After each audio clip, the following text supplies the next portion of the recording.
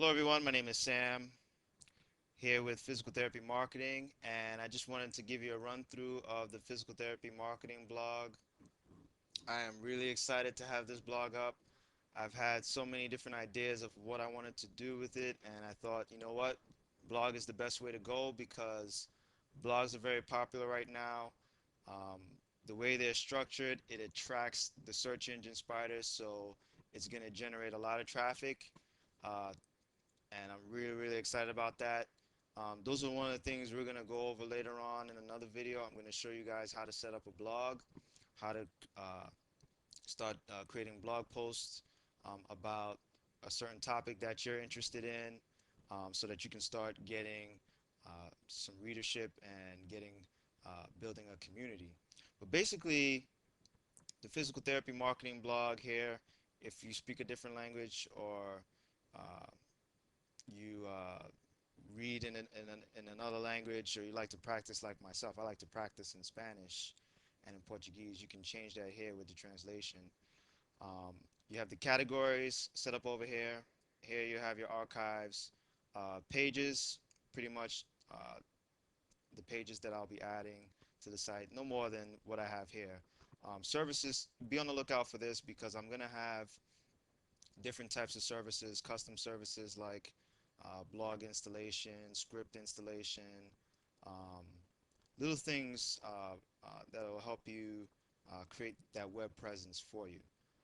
Um, so make sure you check here frequently.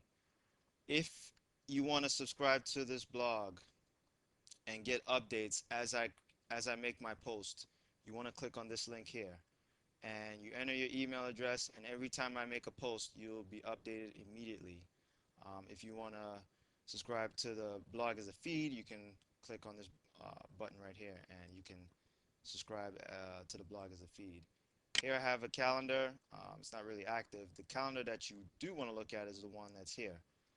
I'm gonna have a lot of online web conferences which are gonna be really cool. I'm really looking forward to this because I'm gonna show you and demonstrate how to do a lot of things. If you're kind of hands-on, and you know a lot of therapists are hands-on because we use our hands a lot.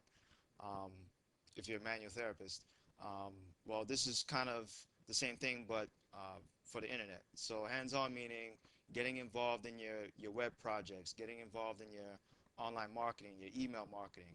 I'm gonna have web conferences and teleconferences uh, that are going to explain a lot of those things and how to be successful at doing them. Also look out for all of the links here. Physical therapy channel. This is a site that's very similar to YouTube. You can post physical therapy videos. This is going to be really nice. I'm waiting to see how that site's going to come along. Here you got PT articles and you got a couple of other stuff here. You can sign in or register to the blog also to get updated to the blog as well. And I think that's about it.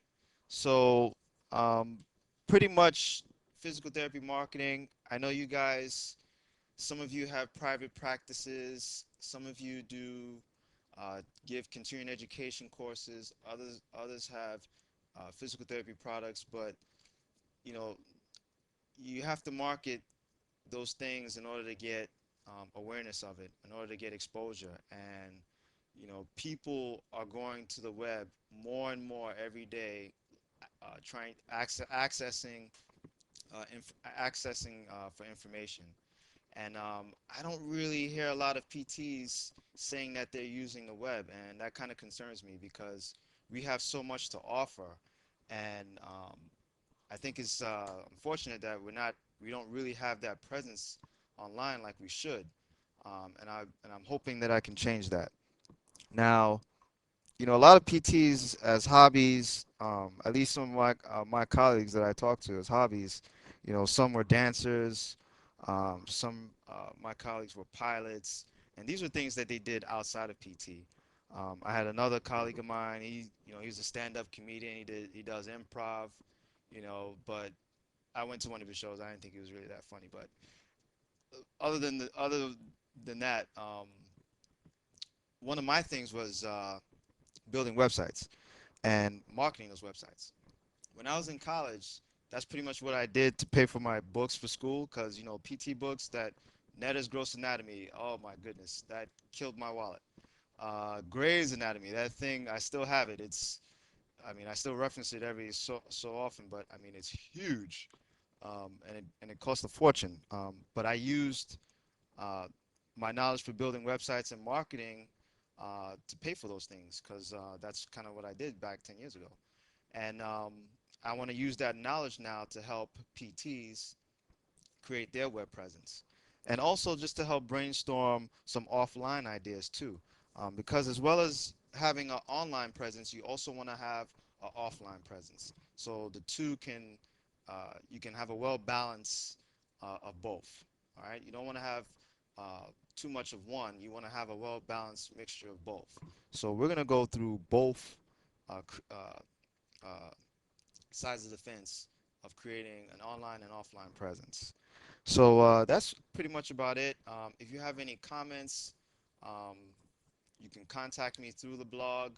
We're going to have a lot of brainstorming sessions, and we're just going to come up with a lot of unique and different ways to push the marketing envelope, because the whole point of this thing here is to create brand awareness, create awareness of what you do so that people know um, who you are, what you're about. It's interesting. I had a patient that I saw, and they had a particular surgery. It was a sacral fixation, and they were from another country. And I asked them, I said, well, how did you know about the surgeon? They said, oh, well, I went online, and I saw that this person was the only person that did it in the United States, and I was coming to visit a relative, and I said, you know what, while I'm here, why don't I get this done? And, I called the surgeon up, and I came in, had an assessment, and he said I was a candidate for it, and there he was. And could you believe it? I mean, this guy's halfway across the world, and he went online. He had a particular dysfunction with his sacrum, and he found that this particular surgeon does these type of surgeries.